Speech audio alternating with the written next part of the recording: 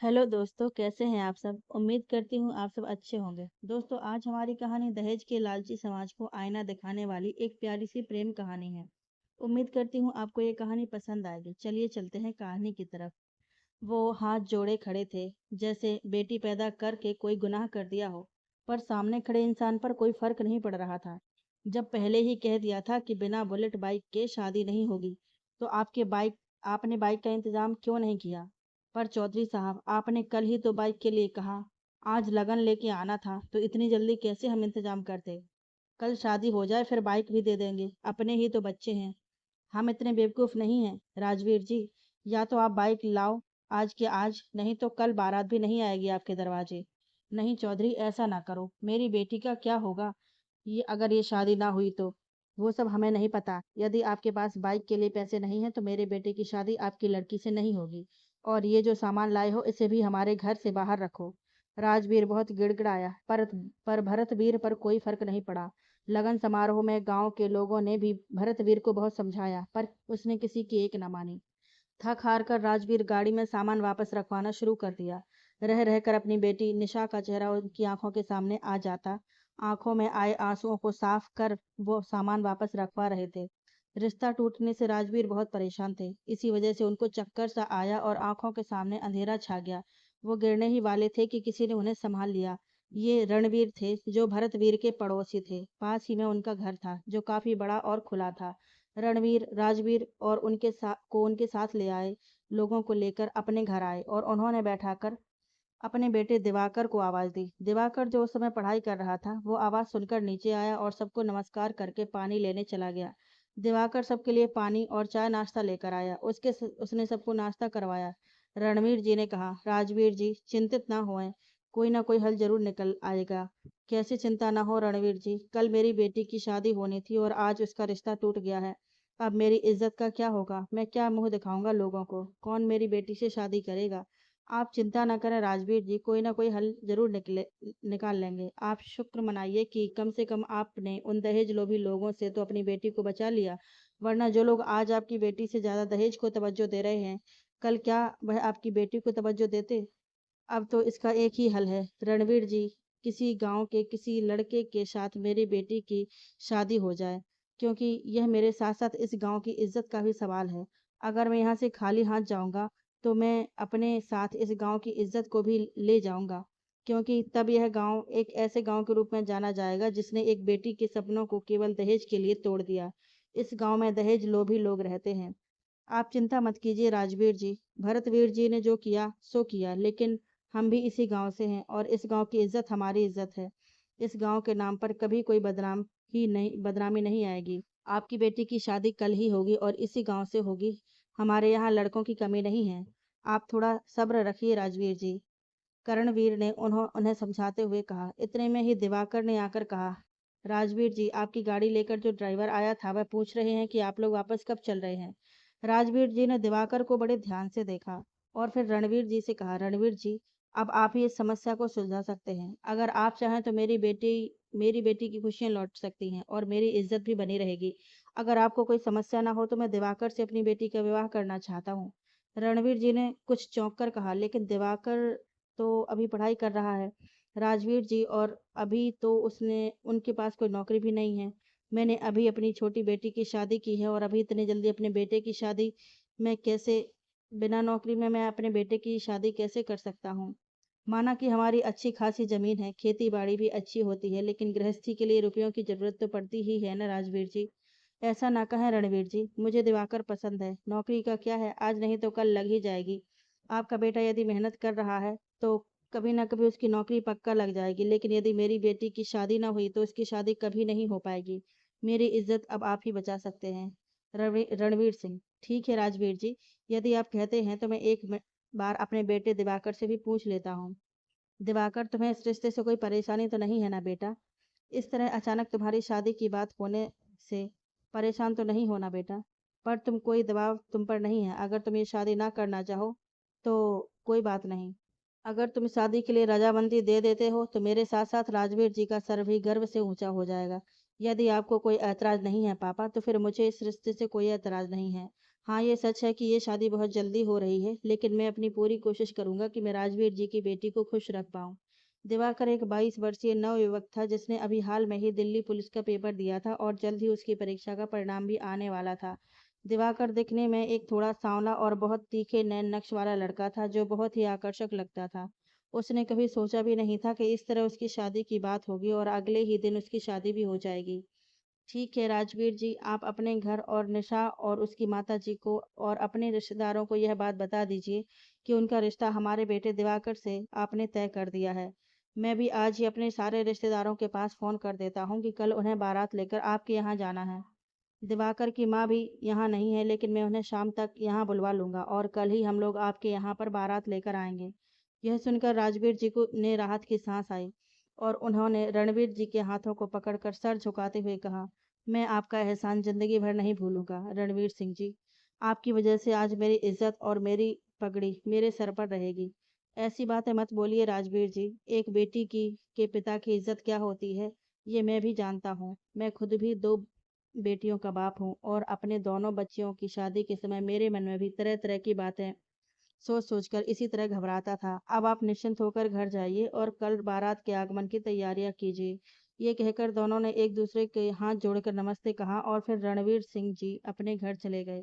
करणवीर सिंह जी ने दिवाकर से कहा, जाओ माँ के पास फोन करो और उनसे कहो कि पिताजी ने आज और अभी इसी वक्त यहाँ बुलवाया है। दिवाकर की माँ का घर उनके गांव से थोड़ी दूरी पर ही था, जहाँ वे अपने भाई के पास गई हुई थी। पिता का आदेश मिलते ही दिवाकर उन्हें लेने के लिए अपने मामा जी के यहाँ चला गया और तकरीबन 1.5 घंटे बाद उन्हें लेकर अपने घर भी आ गया। जब उन्हें सारी बात पता चली तो वे बहुत हैरान हुई और उन्होंने कहा, मैंने अपने बेटे की शादी के लिए क्या-क्या सोच रखा था और आप अचानक से मेरे बेटे की शादी करने को कह रहे हैं। लेकिन फिर रणवीर सिंह जी ने उन्हें समझाते हुए कहा, हमारे अरमानों से ज़्यादा एक बेटी की ज़िंदगी का सवाल है। हमारी भी 2 बेटियां हैं। अगर उनमें से किसी के भी साथ ऐसा हो जाता तो हम क्या मुँह लेकर इस दुनिया में रहते। रणवीर जी के समझाने पर दया देवी जी ने कहा, ठीक है आप जैसा कहते हैं मुझे वैसा स्वीकार है। यदि आपको लगता है कि दिवाकर के लिए ये रिश्ता सही है तो मुझे भी इससे कोई आपत्ति नहीं है। आप जैसा ठीक समझें। रणवीर जी ने कहा, धन्यवाद, तुमने मेरा साथ दिया और आज भी मेरा साथ देकर तुमने साबित कर दिया कि तुम मेरी सच्ची धर्म पत्नी हो। ठीक है, अब कल बेटे की शादी का प्रबंध करो और आने वाली बहू के स्वागत की तैयारी करो। आईने के सामने एक 21 वर्षीय युवती खड़ी थी। उसकी शादी का जोड़ा उसके पास ही बिस्तर पर पड़ा था और वह उसका दुपट्टा सर पर ओढ़े हुए खड़ी थी। खुद को आईने में निहार रही थी। सादे सूट सलवार पर भी वह लाल रंग का दुपट्टा ओढ़कर किसी परी की तरह लग रही थी। तभी पीछे से उसकी माँ ने आकर आवाज दी, निशा बेटी चलो खाना खा लो, फिर मेहंदी वाली आएगी और तुम्हारे हाथों में मेहंदी लगाएगी। तब तक तुम्हारे पिताजी भी आ जाएंगे। उसकी माँ सुधा ने कहा, ओहो मम्मी, एक बार पापा को आ जाने दो ना, उनके साथ ही खाना भी खा लेंगे और मेहंदी वाली तो 8 बजे आएगी ना, अभी तो 7 ही बजे हैं, तब तक पापा भी आ जाएंगे और हम साथ में खाना खा लेंगे। कम से कम आज तो पापा के साथ खाना खा लेने दो। कल तो मेरी विदाई हो जाएगी, फिर पता नहीं ये मौका मुझे कब मिलेगा। तभी बाहर गाड़ी की आवाज आई। निशा ने खुश होकर कहा, चलो पापा भी आ गए। पूछते हैं कि वहां पर आज क्या क्या हुआ, पता तो चले। उनके होने वाले दामाद के घर आखिर उनका स्वागत किस तरह से हुआ। निशा ने मुस्कुराते हुए कहा। राजवीर जी जब लौटे तो थोड़े परेशान भी थे। आखिर वह निशा को कैसे बताएं कि जिस जगह उन्होंने उसका रिश्ता किया था वह रिश्ता टूट गया है और अब उन्होंने उसके लिए किसी और को पसंद कर लिया है।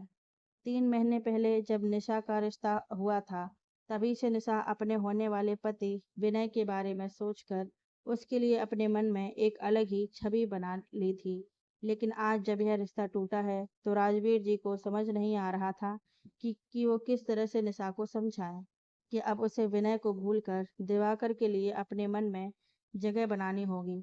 उन्होंने अपनी पत्नी से कहा, निशा को लेकर नीचे वाले कमरे में आओ, मुझे कुछ जरूरी बात करनी है तुम सबसे।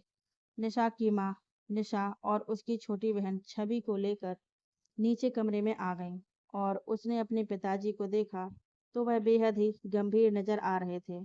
उन्होंने कहा, निशा की माँ, निशा की शादी अब वहाँ नहीं होगी।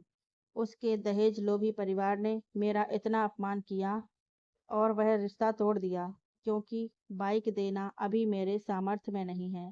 इसलिए उन्होंने हमसे बुलेट बाइक ना देने पर रिश्ता तोड़ दिया। निशा यह सुनकर एकदम स्तब्ध रह गई। अचानक उसके मुंह से निकला, क्या? विनय ने एक बार भी अपने परिवार को नहीं समझाया? उसके पिताजी ने निशा की तरफ देखकर बताया था। उसके पिता ने मुझसे रिश्ता तोड़ा तो वह वहीं था, लेकिन उसने अपने मुंह से एक शब्द तक नहीं निकाला। निशा की मां ने रोते हुए कहा, तो अब क्या मेरी बेटी की कल शादी नहीं होगी? इस पर निशा के पिता ने कहा, निशा की मां, जो होता है अच्छे के लिए होता है। विनय से निशा का रिश्ता टूट गया है, लेकिन मैंने विनय से भी अच्छे लड़के से निशा का रिश्ता तय कर दिया है और वह लोग कल बारात लेकर हमारे घर पर आएंगे। उन्हें इस रिश्ते से कोई ऐतराज नहीं है और सबसे अच्छी बात है, दहेज से भी कोई मतलब नहीं है। दिवाकर एक बहुत अच्छा लड़का है। दिवाकर नाम सुनकर निशा ने चौंक चौंक कर अपने पिता को देखा। सारी बात सुनकर उसकी मां ने कहा, तो क्या आपको लगता है कि दिवाकर एक बहुत अच्छा लड़का है? निशा के पिता ने कहा, जब मैं वहां से बेसुध होकर निकल रहा था तो केवल रणवीर सिंह जी ही थे जो मुझे बहुत सम्मान से अपने घर पर ले गए और बहुत अच्छे से मेरा आदर सत्कार किया। उन्होंने मुझे मुसीबत में संभाला। बहुत टूट चुका था मैं, और फिर मैंने भी दिवाकर को देखा है। दिवाकर भी बहुत अच्छा लड़का है, देखने में भी और मन से भी। उसने मेरी परेशानी पहचान कर तुरंत ही इस रिश्ते को हाँ कर दिया और उसने मुझसे वादा किया कि वह मेरी निशा का हमेशा ख्याल रखेगा। सारी बात कहकर राजवीर जी सिंह जी निशा की ओर देखते हुए बोले, अब तुम ही बताओ निशा बेटी, क्या तुम्हें यह रिश्ता स्वीकार है? यदि विनय इस तरह का है पिताजी, तो फिर मैं दिवाकर से ही शादी करने को तैयार हूँ। जिस व्यक्ति ने मेरे पिता का अपमान होते हुए देखने पर भी एक बार भी अपने पिता को नहीं रोका, उससे तो अच्छा है कि मैं दिवाकर से ही शादी कर लूँ। मुझे इस रिश्ते से कोई आपत्ति नहीं है। राजवीर जी ने खुश होकर कहा, निशा, मुझे तुमसे ऐसी ही उम्मीद थी बेटी। मुझे विश्वास है कि मुझे अपने निर्णय पर कभी भी पछतावा नहीं होगा। मुझे तुम पर और दिवाकर पर पूरा भरोसा है। माना कि मुश्किल होगा, लेकिन समय के साथ सब आसान होता चला जाएगा बेटी। निशा ने कहा, आप चिंता न करें पिताजी, मुझे आपके इस निर्णय पर विश्वास है। आपने कुछ सोचा है तो वह भी अच्छे के लिए ही होगा। तभी निशा की दोस्त दिशा ने आकर कहा, मेहंदी वाली आ गई है, जल्दी से मेहंदी भी लगवा लो। निशा बैठी हुई मेहंदी लगवा रही थी। वह आज के बारे में सोच रही थी कि उसने सोचा था कि आज विनय का नाम उसकी हथेली पर लिखा जाएगा, लेकिन एक पल में सब कुछ कितना बदल गया। तभी मेहंदी वाली ने उसे सोचते हुए देखकर पूछा, अच्छा तो ये बताओ, होने वाले जीजा जी का नाम क्या है? निशा ने मुस्कुराकर कहा, दिवाकर। अगली सुबह निशा की आंखें खुली। उसने अपनी हथेलियों को देखा जिन पर मेहंदी का खूब रंग निखर कर आया था। मेहंदी के डिजाइन में बने दिल में दिवाकर का नाम देखकर वह हल्के से मुस्कुरा दी। उसके मन में दिवाकर के लिए एक सम्मान की भावना बन गई थी। शादी के घर में बहुत चहल पहल थी। गीत संगीत और नाच गाना हो रहा था। निशा भी अपनी सहेलियों के साथ ब्यूटी पार्लर चली गई तैयार होने के लिए। आखिर आज उसे सबसे सुंदर जो दिखना था। वहीं रणवीर जी के घर में इस वक्त अफरा तफरी का माहौल था। सभी को जल्दबाजी मची हुई थी। इतनी जल्दी और अचानक बारात में जाने के लिए सभी तैयार हो रहे थे। दिवाकर की दोनों बहनें भी आ चुकी थीं। वे दोनों भी अचानक अपने भाई की शादी की बात सुनकर बहुत चौंकी, लेकिन फिर अपनी माँ और पिताजी की इच्छा का सम्मान करते हुए उन्होंने भी अपने माता पिता का साथ दिया। जल्दबाजी में ही उन्हें अपने ससुराल से लाया गया था। वो लोग भी आनन फानन में अपनी थोड़ी बहुत तैयारी करके अपने मायके आ गई थी और आज अपने इकलौती भाई की शादी की तैयारी में अपनी माँ का हाथ बटाने और बारात में जाने के लिए तैयार हो गई थीं। कहीं न कहीं दोनों बहनों के मन में था कि पता नहीं उनकी होने वाली भाभी कैसी होगी, कैसी दिखती होगी और क्या उनके माता पिता का ख्याल रख पाएगी। अभी रणवीर जी ने आकर कहा, अंजना, रचना, रचना से कहो बेटा जल्दी तैयार हो जाए। हम लोगों को अभी बस निकलना ही है। जितनी जल्दी घुड़चढ़ी हो जाएगी, उतनी ही जल्दी बारात भी रामगढ़ जाने के लिए निकल जाएगी। बस बस पिताजी, अभी चल रहे हैं। सारा काम, सारी तैयारी हो चुकी है। दिवाकर भी तैयार हो गया है। मैं बस उसे बुलाकर लाती हूँ कि घुड़चढ़ी के लिए नीचे आ जाए। अंजना ऊपर वाले कमरे में दिवाकर को लेने के लिए गई थी। अपने भाई को देखते हुए उसने कहा, मेरा भाई कितना प्यारा लग रहा है। भगवान तुझे हर बुरी नज़र से बचाए। मैंने कभी नहीं सोचा था कि इतनी जल्दी मैं अपने भाई को दूल्हा बने हुए देखूंगी। चलो, जैसी भगवान की इच्छा। मैं तो बस यही प्रार्थना करूंगी कि तुम और निशा अपने जीवन में हमेशा खुश रहो। मैं जानता हूँ दीदी, आपकी और रचना की कितनी इच्छा थी अपनी पसंद से अपनी भाभी को लाने की, लेकिन मैं क्या करूं? पिताजी और राजवीर जी ने अचानक से मेरे सामने यह प्रस्ताव रखा और परिस्थितियों को देखते हुए मैंने भी इसे स्वीकार कर लिया। आखिर यह किसी की जिंदगी का सवाल था। कोई बात नहीं मेरे भाई, मैं इस फैसले से तुम्हारे साथ हूँ और खुश भी हूँ। चलो नीचे चलो, बहुत जल्दी है, पिताजी तुम्हें बुला रहे हैं। घुड़चढ़ी की तैयारियां हो गई हैं। मेरा भाई घोड़ी पर बैठेगा और जल्दी से ब्याह कर हमारी भाभी को लाएगा। अंजना ने शरारत से अपने भाई को देखते हुए कहा, ताकि जल्दी हम लोग भी बुआ बन जाएं। क्या दीदी आप भी? इतना सुनकर दिवाकर शर्मा करके मुस्कुराते हुए कमरे से बाहर चला गया। उधर आज राजवीर सिंह बहुत खुश थे। निशा के घर वाले, रिश्तेदार सभी बारात के आगमन की तैयारियों में लगे हुए थे। जब से सबको असल बात पता चली थी, तभी से सब लोग रणवीर जी और उनके बेटे दिवाकर को बहुत ही सम्मान की दृष्टि से देख रहे थे। सभी बड़े खुश थे। निशा पार्लर से वापस आ चुकी थी और वह बहुत ही खूबसूरत लग रही थी। दुल्हन के लिबास में उसका रूप बहुत ही ज्यादा निखर कर आया था। आज वह स्वर्ग से उतरी अप्सराओं को भी मात दे रही थी। उसका गोरा रंग शादी के लाल जोड़े में आज और भी निखर कर आया था। निशा की सहेली हंसी मजाक करते हुए निशा को चिढ़ा रही थी और निशा भी चुपचाप उनकी बातें सुनकर मुस्कुरा रही थी। तभी उसकी दोस्त ने आकर कहा, डियर निशा, देखो आ गए हमारे होने वाले जीजाजी। बाहर से बारातियों के नाचने गाने और डीजे की आवाज आ रही थी। निशा की धड़कन बढ़ चुकी थी। निशा के परिवार वालों ने रणवीर जी और दिवाकर को और सभी बारातियों का स्वागत किया। दिवाकर निशा के घर के दरवाजे पर खड़ा हुआ था और दूल्हे के टीके की रस्म हो रही थी। निशा की मौसेरी बहन ने दिवाकर की नाक को थोड़ा नीचे की तरफ खींचना चाहा। तभी अंजना ने कहा, ना ना मेरे भाई, अपनी नाक नीची मत करने देना। सभी उनकी बातें सुनकर हंसने लगे। तभी निशा की मौसेरी बहन ने कहा, हम भी नहीं चाहते कि हमारे दामाद जी की नाक कभी नीची हो। ये कहकर उन्होंने उसका मुस्कुराते हुए स्वागत किया। सब लोग घर के अंदर आ गए। घर पर वरमाला के लिए जहाँ स्टेज लगी थी, दिवाकर भी वहां जाकर बैठ गया। बस अब दिवाकर को निशा का इंतजार था। कमरे में बैठी हुई निशा की धड़कन भी तेज हो चुकी थी। वह मन ही मन सोच रही थी, पता नहीं दिवाकर कैसे दिखते होंगे। वरमाला का टाइम हो चुका और दुल्हन बनी निशा सीढ़ियों से होते हुए नीचे आ रही थी। निशा बहुत संभल संभल कर एक एक कदम रख रही थी। स्टेज पर बैठे दिवाकर की नजर जैसे ही निशा पर गई, वह पल एक पल को वह खो सा गया। उसकी नजरें निशा पर ही टिक गई। निशा वाकई में किसी परी की तरह लग रही थी। दिवाकर बस उसे एकटक देखता ही रहा। निशा जैसे ही स्टेज के पास आई, दिवाकर ने अपना हाथ बढ़ाते हुए उसके हाथ को पकड़ लिया और निशा संभाल कर कदम रखते हुए स्टेज पर आ गई। निशा और दिवाकर दोनों की धड़कन एक दूसरे का हाथ पकड़ते ही बहुत तेज हो चली थी।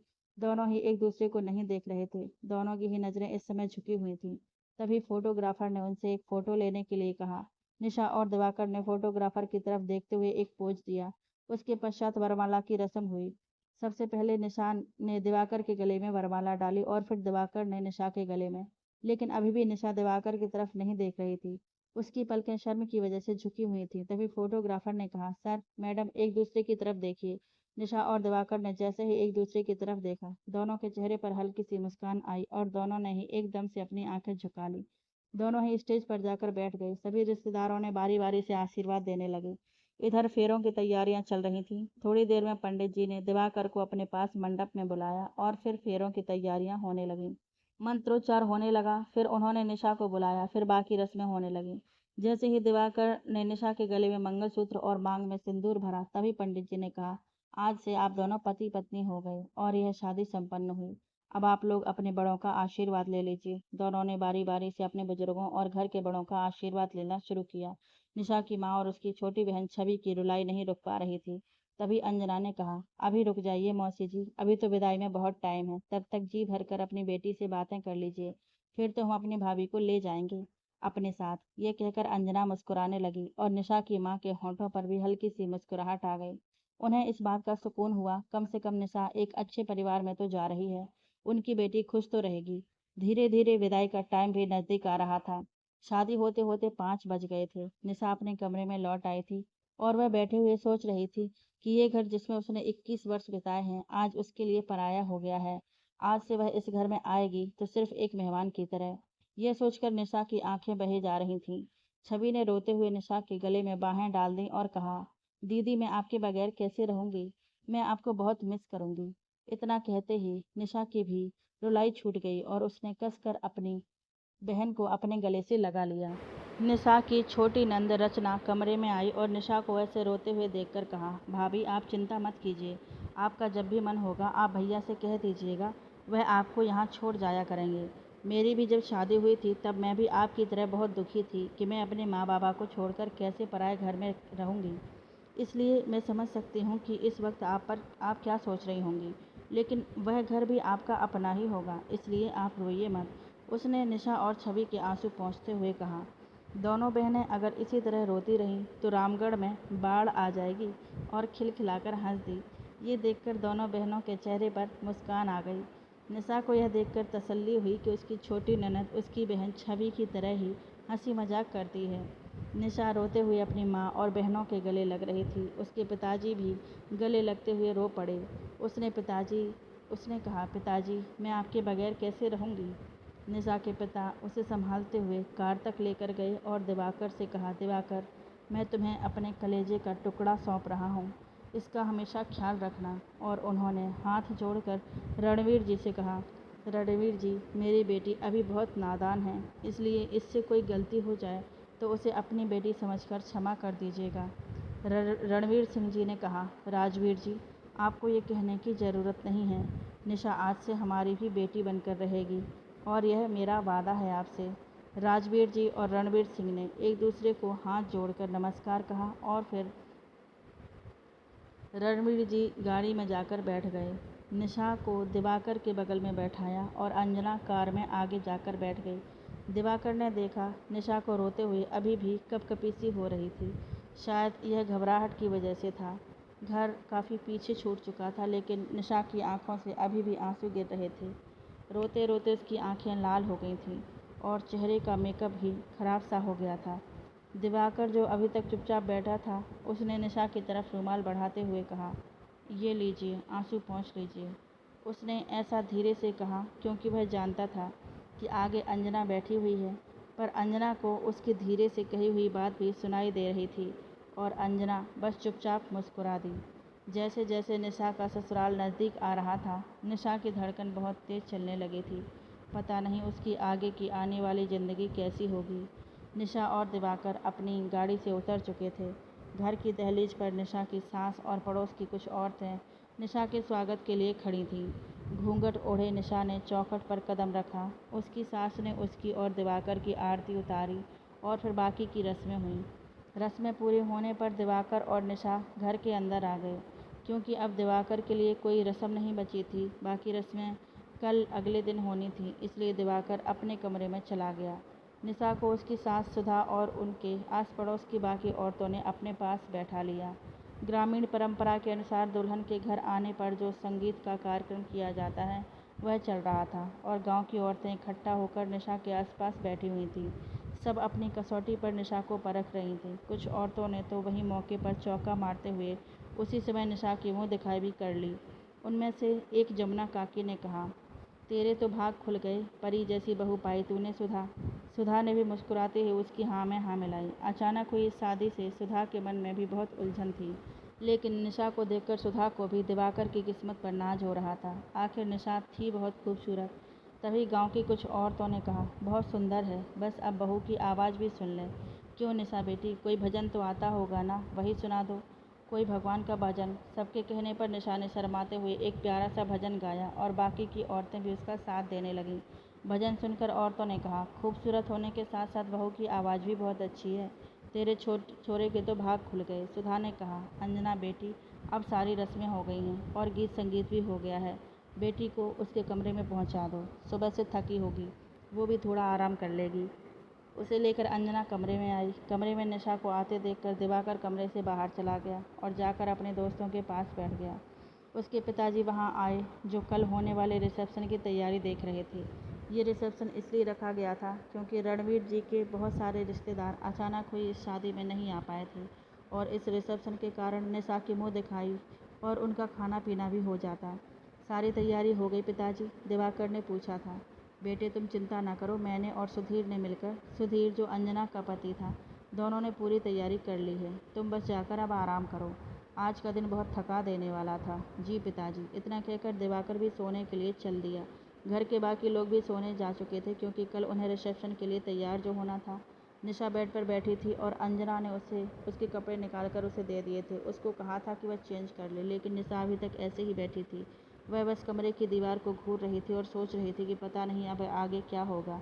तभी दिवाकर कमरे में आया। निशा सिमट कर बैठ गई। उसके दिल की धड़कन बहुत तेज चल रही थी। दिवाकर कमरे में आ गया और आकर अपने कपड़े बदलने के लिए बाथरूम में चला गया। थोड़ी देर में दिवाकर वापस लौटा। उसने देखा निशा अभी भी ऐसे ही बैठी है। उसने निशा से कहा, आप अभी तक ऐसे ही बैठे हो? आप भी अपने कपड़े बदल लीजिए, इतने भारी भरकम कपड़ों में परेशानी हो रही होगी। निशा चुपचाप अपने कपड़े उठाकर बाथरूम की ओर चल दी। जब तक वह नहा धोकर कपड़े बदलकर वापस आई तो उसने देखा दिवाकर बेड के एक साइड सो चुका था। निशा बेड के एक किनारे खड़ी थी। उसे बड़ा अजीब लग रहा था। तभी दिवाकर ने आंखें बंद किए हुए धीरे से कहा, आप थक गई होंगी, आराम कर लीजिए, मैं इस तरफ सो रहा हूँ, आप उस तरफ सो जाइए। निशा ने उससे पूछा, क्या आप इस शादी से खुश हैं?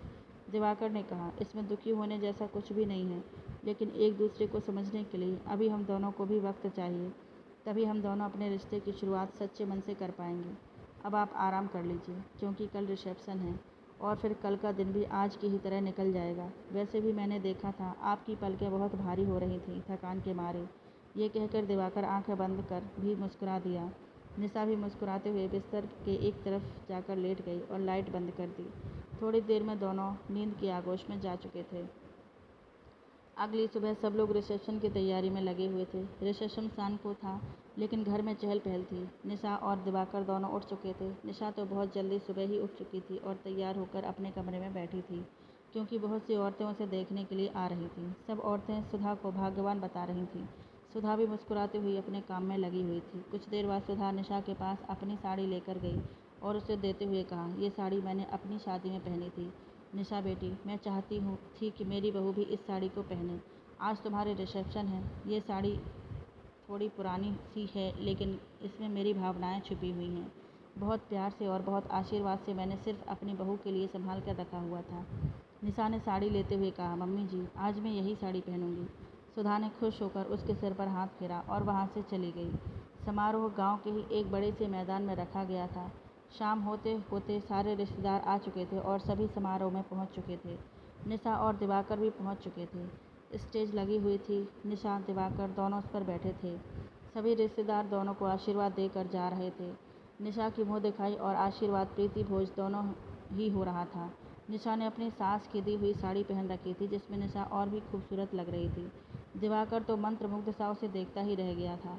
दिवाकर भी आज बहुत सुंदर लग रहा था। सभी रिश्तेदारों ने निशा और दिवाकर की जोड़ी को सराहा। उधर नवीन के परिवार वाले भी इस समारोह में आए हुए थे।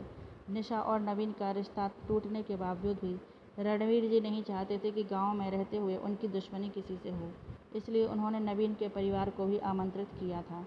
नवीन के परिवार वाले भी इस बात से खुश नहीं थे, लेकिन लोक लिहाज के चलते हुए नवीन के चाचा और चाची और उनकी बेटी आई हुई थी। नवीन के माता पिता और नवीन नहीं आया हुआ था। जब नवीन के चाचा चाची ने निशा को देखा तो उन्होंने सोचा, नवीन के पिताजी चाहते तो निशा आज उनके घर की बहू होती। ऊपर से गांव की औरतों की बातें भी उन्हें अंदर ही अंदर सुलगा रही थीं। कुछ औरतें मुंह छुपाकर बातें करते हुए हंस रही थीं और कह रही थीं, ये देखो, ये दहेज लोभी के परिवार वाले भी आए हुए हैं। इन लोगों ने अपनी किस्मत खुद ही फोड़ दी। अगर लालच ना किया होता तो निशा जैसी चांद सी बहू आज इनके घर की बहू होती। खैर, समारोह संपन्न हुआ और सभी लोग घर के वापस आ गए। निशा और दिवाकर भी थक चुके थे। दोनों जाते ही अपने कमरे में सो गए। अगले दिन निशा और दिवाकर निशा के घर पर पग फेरे की रस्म के लिए चले गए। अंजना और सुधीर भी जा चुके थे। घर पर बस रचना और उनके पति ही थे। वह लोग परसों जाने वाले थे। दिवाकर और निशा के घर पहुंचे। दिवाकर का बहुत सम्मान हुआ। आखिर उनके घर का जमाई जो आया हुआ था। निशा की बहन ने अपने जीजा जी के साथ मजाक करते हुए मिट्टी की मिठाइयाँ बनाकर उन पर सफ़ेद कलर किया हुआ था। थोड़ी देर बाद जब निशा के पिताजी थोड़ा काम से गए तो निशा की बहन वहाँ पहुँची। उन्होंने मजाक करते हुए दिवाकर से कहा, ये लीजिए जीजा जी, मिठाई खाइए, साहिबा ने बहुत प्यार से बनाई है, आपकी साली साहिबा ने। दिवाकर ने मिठाइयाँ देखी। उसे एक पल को भी शक नहीं हुआ कि मिठाइयाँ मिट्टी की बनी हुई हैं, क्योंकि उसके ऊपर बादाम काजू लगाकर उन्हें बहुत अच्छे से सजाया हुआ था। दिवाकर ने हंसते हुए प्लेट से मिठाई उठाकर कहा, अच्छा साली साहिबा, आपने बनाई हैं तो हम ज़रूर खाएंगे। और जैसे ही उसने मिठाई मुंह में डाली, उसके मुंह में मिट्टी घुल गई। दिवाकर ने तुरंत ही उसे थूक दिया। छाया हंसते हुए बोली, जीजा जी, साली साहिबा के हाथ की मिठाइयाँ कैसी लगी आपको? दिवाकर ने कहा, साली साहिबा जी, एक न एक दिन इस चीज़ का बदला हम आपसे ज़रूर लेंगे। छाया डरते हुए बोली, क्या जीजा जी, आप तो बुरा मान गए, हमने तो बस मजाक किया था। तो दिवाकर ने भी हंसते हुए कहा, तो हमने कब कहा कि हम सीरियस हैं। और यह कहकर सारे लोग वहाँ पर हंसने लगे। निशा की माँ और बहन भी निशा और दिवाकर को हंसते हुए देखकर बहुत खुश थी। निशा की माँ को तसल्ली थी कि उन्हें दिवाकर जैसा जमाई मिला है जो उनकी बेटी का इतना ख्याल रख रहा है। शाम को निशा और दिवाकर घर लौट आए। खाना रचना और सुधा जी बना चुकी थीं, इसलिए वह दोनों खाना खाकर जल्दी सो गए। निशा की सास ने उससे कहा, निशा बेटे, कल तुम्हारी पहली रसोई की रस्म होगी। कल चूल्हा पूजन के बाद तुम्हें खाना बनाना है। निशा ने धीरे से कहा, जी मम्मी जी। आज निशा की पहली रसोई थी। निशा सुबह से ही तैयार होकर नहा धोकर पूजा करके अपनी पहली रसोई की तैयारी में लगी हुई थी। निशा की सास ने कहा भी था, बाकी खाना हम बनाने में तुम्हारी मदद करेंगे, बस तुम खीर बना लेना, क्योंकि आज पहली रसोई के दिन कुछ मीठा ज़रूर बनता है और तुम मीठे में खीर बना लेना। दिवाकर को भी खीर बहुत पसंद है। निशा अपने काम में लगी थी। उसने बड़े प्यार और मेहनत से सारा खाना बनाया। सब लोग खाना खाने बैठ चुके थे। निशा की सास और रचना दोनों खाना लगा रही थीं। निशा भी उनकी मदद कर रही थी। खाना खाते हुए सब ने निशा की तारीफ की। निशा के सास ने दिवाकर से पूछा, दिवाकर बेटे, आपको खाना कैसा लगा? दिवाकर ने कहा, माँ, खाना बहुत अच्छा है, बहुत स्वादिष्ट है। शायद किसी ने बहुत प्यार से बनाया है, और खीर तो और भी ज़्यादा स्वादिष्ट है, मुझे बहुत अच्छी लगी। ये कहकर दिवाकर ने निशा की तरफ देखा। निशा और दिवाकर की नज़रें मिली। दिवाकर की नज़रें निशा से मिलते ही निशा ने शर्मा कर अपनी नज़रें झुका लीं और मुस्कुराने लगी। दिवाकर भी हल्के से मुस्कुरा दिया। भले ही उन दोनों के बीच अभी पति पत्नी वाला रिश्ता नहीं था, लेकिन दोनों ही एक दूसरे के साथ दोस्त की तरह व्यवहार कर रहे थे। निशा के मन में नवीन की जो छवि बनी थी, अब वह खत्म हो चुकी थी। उसके स्थान पर निशा ने दिवाकर को अपने मन में जगह देनी शुरू कर दी थी। वैसे भी वह दिवाकर के अच्छे व्यवहार और उसके अच्छे व्यक्तित्व से प्रभावित हो चुकी थी। वहीं दिवाकर को भी निशा बहुत पसंद आई थी, क्योंकि कहीं न कहीं दिवाकर का भी मन अपने माता पिता की मर्जी से शादी करने का था। प्यार का पहला एहसास दोनों के ही जीवन में आया था। कहीं न कहीं दोनों ही एक दूसरे से आकर्षित हो चुके थे। धीरे धीरे समय गुजर रहा था और वक्त के साथ दिवाकर और निशा के बीच नज़दीकियां भी बढ़ रही थीं। अब दोनों ही एक दूसरे से प्रेम करने लगे थे, लेकिन दोनों को इस बारे में नहीं पता था। ऐसे ही एक दिन निशा के पास फ़ोन आया कि उसकी माँ की तबीयत खराब है, इसलिए वह कुछ दिनों के लिए अपने मायके चली गई। निशा अपने मायके जाकर खुश थी, लेकिन इधर दिवाकर का उसे याद कर करके बुरा हाल था। अपने खाली कमरे को देखकर उसे बार बार निशा की याद सताती। अब उसे ऐसा लग रहा था कि शायद वह भी निशा से प्रेम करने लगा है। निशा को मायके जाकर बहुत अच्छा लगा। उसे अपने माँ बाप और बहन से मिलने की बहुत खुशी थी, लेकिन साथ ही साथ उसे दिवाकर की और अपने ससुराल की भी याद सता रही थी। निशा और दिवाकर की रोज बातें होती थीं। ऐसे ही 15 दिन कब बीत गए। फिर दिवाकर निशा को लेने उसके घर से चला गया। दोनों ही बातों बातों में निशा ने दिवाकर से पूछा, मेरी याद आती थी आपको? दिवाकर ने कहा, बहुत। मैं तुम्हें हर पल याद करता था। निशा, क्या तुम भी मुझे इसी तरह से याद करती थी? निशा ने कहा, पता नहीं, पर मुझे वहाँ रहकर भी बस आपकी याद ही आती थी और आपको ही देखने का मन करता था। अच्छा, कहीं तुम्हें मुझसे प्यार तो नहीं हो गया? दिवाकर ने हंसते हुए कहा। निशा के गाल शर्म से लाल हो गए। उसने अपनी मुस्कुराहट रोकते हुए कहा, ऐसा तुम्हें भी, मैं भी आपसे कह सकती हूँ। ये कहकर वह मुस्कुराते हुए कमरे से बाहर निकल गई। कुछ दिन बाद करवा चौथ का दिन था। निशा ने दिवाकर के लिए व्रत रखा था। सारी पूजा विधि विधान से करके निशा ने रात्रि में अपना व्रत पूर्ण किया। दिवाकर को देखकर चंद्रमा को अर्घ देकर उसने अपना व्रत तोड़ा। खाना खाकर निशा और दिवाकर अपने कमरे में आए। निशा अपनी ज्वेलरी उतार रही थी। उसका ईयर रिंग उससे नहीं खुल रहा था। दिवाकर ने कहा, चलो मैं तुम्हारी मदद कर देता हूँ। ऐसा कहकर वह निशा के बिल्कुल करीब आकर उसका ईयर रिंग खोलने लगा। दिवाकर की गर्म सांसें निशा को अपने चेहरे पर महसूस हो रही थी। दिवाकर का निशा को इतने नज़दीक होना निशा के मन में अजीब सी बेचैनी पैदा कर रहा था। दिवाकर ने जैसे ही जोर से निशा के ईयर रिंग को खींचा, निशा ने एकदम से कहा, आह। दिवाकर ने निशा की ओर देखते हुए कहा, क्या हुआ, जोर से दर्द हुआ? निशा ने उसकी आंखों में देखते हुए कहा, नहीं। निशा, दिवाकर दोनों का चेहरा एक दूसरे के इतने नज़दीक था कि दोनों एक दूसरे की सांसें और धड़कन दोनों ही सुन पा रहे थे। दिवाकर का हाथ निशा की कमर पर था और निशा का हाथ दिवाकर के कंधे पर। दोनों ही एक दूसरे की आंखों में देख रहे थे और खो से गए। धीरे धीरे दोनों के होंठ एक दूसरे से मिल गए। दोनों ही जैसे अपना होश खो चुके थे। कुछ देर में कमरे में बस गर्म सांसों की आवाजें आ रही थी। कमरे में अंधेरा था। उस अंधेरे में बस निशा और दिवाकर की सांसों की आवाज ही आ रही थी। आखिर आज दोनों पूरी तरह से एक दूसरे के हो चुके थे। अगली सुबह निशा सोकर उठी तो उसने अपनी गर्दन के आसपास देखा, जहाँ कुछ लाल निशान घेर आए थे। निशा ने उन्हें देखकर मुस्कुरा दी और फिर तैयार होकर अपने घर के कामकाज में लग गई। दिवाकर भी नहा धोकर अपने पिताजी के साथ किसी काम से बाहर चला गया। जब दिवाकर शाम को वापस लौटा तो उसने देखा निशा कमरे में खड़ी हुई थी। वह मोबाइल हाथ में लिए कुछ सोच रही थी। जैसे ही दिवाकर उसके पास आया, निशा ने एकदम से कहा, मुझे आपको कुछ बताना था। दिवाकर ने कहा, बताओ क्या हुआ मेरी जान, इतनी घबराई हुई क्यों हो? निशा ने कहा, बात ही ऐसी है, समझ नहीं आ रहा है आप कैसे आपसे कहें। निशा, हमारे विवाह से 2 वर्ष पहले मैंने दिल्ली पुलिस का फॉर्म भरा था और उसका पेपर दिया था। तब उसका रिजल्ट किसी कारणों की वजह से नहीं आ पाया था, लेकिन अब उनका रिजल्ट क्लियर हो गया है और मेरा भी उसमें नाम है। लेकिन अब समझ नहीं आ रहा है कि मैं कैसे वह नौकरी कर सकती हूँ। पता नहीं माँ बाबूजी मानेंगे या नहीं। आप ही मना कर दें। दिवाकर ने कुछ सोचते हुए कहा, देखो मेरी तरफ से तुम्हें किसी भी तरह की कोई बंदिश नहीं है, लेकिन मैं अपने माँ बाबूजी का भी बहुत सम्मान करता हूँ। एक बार तुम उनसे भी बात कर लो। तुम्हें उनके विचार भी जान लेने चाहिए। और रही जहाँ तक मेरी बात, तो मैं तो चाहता हूँ कि तुम अपना फिजिकल और मेडिकल दोनों टेस्ट पास कर लो, क्योंकि मैं तो चाहता हूँ कि मेरी बीवी भी नौकरी करे, क्योंकि मेरा खुद भी सपना है दिल्ली पुलिस में जाने का। मेरा रिजल्ट भी बस कुछ हफ्तों में जारी हो जाएगा। क्या पता हम दोनों ही एक साथ ट्रेनिंग पर जाएं। दिवाकर ने हंसते हुए कहा। निशा तो दिवाकर को देखते ही रह गई। उसने मन में सोचा, मैं कितनी भाग्यशाली हूँ जो उसे ऐसा पति मिला जो उसके हर कदम पर उसके साथ है। बस एक बार माँ बाबूजी से भी बात कर लूँ। अगर उन्हें स्वीकार हुआ कि उनके घर की बहू नौकरी कर ले तो सब अच्छा हो जाएगा और मेरा बचपन का सपना भी पूरा हो जाएगा। उसने सोचा, शाम को खाने के वक्त वह सबसे इस बारे में बात करेगी। शाम को सब लोग खाना खाने के लिए बैठे थे। निशा अपनी सास की मदद करते हुए सबको खाना परोस रही थी। तभी खाना परोसते हुए कुछ निशा ने अपने परिवार से कहा, मुझे आप सबसे एक जरूरी बात करनी है। सबने उसकी ओर देखा और उससे पूछा, हाँ हाँ बेटी बोलो, क्या बात है? निशा की सास ने कहा, माँ माँ वह मैं निशा के ससुर ने कहा, इतना मत घबराओ बेटा, अब तो हम ही तुम्हारे माँ बाप हैं, खुलकर कहो क्या कहना चाहती हो।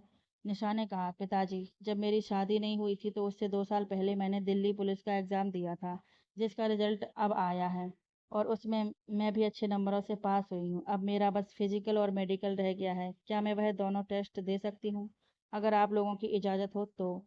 ये सुनते ही रणवीर सिंह जी का हाथ थाली की ओर जाता हुआ रुक गया। उन्होंने दिवाकर की ओर देखते हुए कहा, दिवाकर तुम इस बारे में क्या कहते हो? दिवाकर ने कहा, पिताजी मैं निशा का साथ हमेशा दूंगा, लेकिन मैं और निशा आप दोनों का भी बहुत सम्मान करते हैं। निशा ने कहा, यदि आप चाहें आप कहेंगे तो मैं नौकरी नहीं करूंगी। ने तब उसके ससुर ने कहा, मुझे तुमसे ऐसे ही जवाब की उम्मीद थी, लेकिन बेटा हम दोनों की खुशियां भी तो तुम दोनों से ही जुड़ी हैं। यदि तुम दोनों ही अपना जीवन संवारने के लिए नौकरी करना चाहते हो तो मुझे इससे कोई आपत्ति नहीं है। वैसे भी अब गांव समाज भी बदल रहा है। जब यहाँ की बेटियां आगे बढ़कर पुलिस में जा सकती हैं तो हमारी बहू क्यों नहीं? निशा ने यह सुनते ही अपने ससुर की ओर देखा तो उसे अपने आप पर विश्वास नहीं हो रहा था। एक पल को तो उसका मुंह खुलाकर खुला रह गया। तो उसकी सास ने कहा कि बेटी मैं भी तुम्हारे ससुर के फैसले में तुम्हारे साथ हूँ। निशा की आंखों में आंसू आ गए। उसने हाथ जोड़ते हुए कहा, भगवान का बहुत बहुत शुक्र है कि मुझे आप जैसा परिवार मिला और आप जैसे सास ससुर मिले जो अपने बच्चों के साथ साथ अपने घर की बहू का भी इतना ध्यान रखते हैं। निशा के सास ने उसके माथे पर प्यार करते हुए कहा, बेटा आजकल के बच्चे अपने जीवन में आगे बढ़ना चाहते हैं और हम भी अपने बच्चों को तरक्की करते हुए देखना चाहते हैं। तुम्हारा जीवन है तो तुम दोनों ही बेहतर फैसला कर सकते हो कि तुम दोनों को अपने जीवन में क्या करना है।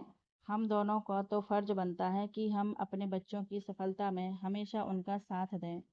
निशा ये सुनकर मुस्कुरा दी। सब लोगों ने खाना खाया और सब लोग सोने के लिए चले गए। 15 दिन बाद दिवाकर का भी रिजल्ट आ गया था और उसमें उसके अच्छे नंबर आए थे और मेरिट में भी उसका नाम था। निशा और दिवाकर दोनों ही खुश थे, क्योंकि कहीं ना कहीं दोनों ही अपनी मंजिल की ओर बढ़ चुके थे। 2-4 महीने बाद निशा और दिवाकर दोनों अपने बैग में सामान पैक कर रहे थे। दोनों को ही अपनी ट्रेनिंग के लिए दिल्ली जाना था। निशा की सास और ससुर दोनों की पैकिंग में मदद कर रहे थे। दोनों ही बहुत खुश थे और उनके माता पिता भी, निशा की नंदे भी उनसे मिलने आए हुए थे और वह भी बहुत खुश थी। समय बीतता गया और निशा और दिवाकर दोनों ही अपनी ड्यूटी ज्वाइन कर चुके थे, लेकिन दोनों की ही ड्यूटी अलग अलग थी। निशा की ड्यूटी शाम की थी और दिवाकर की सुबह की। कई बार दोनों ड्यूटी बदल जाती थी, कई बार दोनों एक दूसरे के साथ कम समय बिता पाते। ऐसे में निशा ने अपने सास ससुर को भी अपने साथ ही बुला लिया। वैसे भी वह दोनों बुजुर्ग हो चुके थे और उनको भी अपने बच्चों के साथ रहना था, इसलिए वह लोग भी दिल्ली आ गए। कुछ समय बाद निशा को पता चला कि वह प्रेग्नेंट है और बहुत जल्द ही उनके जीवन में एक नई खुशियां आने वाली हैं। इसलिए निशा की प्रेगनेंसी को 6 महीने हो गए तो उसने मैटरनिटी लीव ले ली। 3 महीने बाद उसको एक बहुत प्यारा सा बेटा हुआ। रणबीर जी और सुधा जी बहुत खुश थे। फिर 6 महीने बाद उसने अपनी ड्यूटी ज्वाइन कर ली।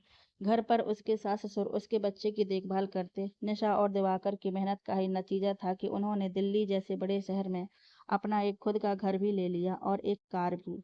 रणवीर सिंह जी ने भी अपनी कुछ जमीन बेच दी थी, तो उन्होंने भी निशा और दिवाकर की इन सब में मदद की। आज निशा और दिवाकर के पास सब कुछ था, वह भी अपनी मेहनत के दम पर।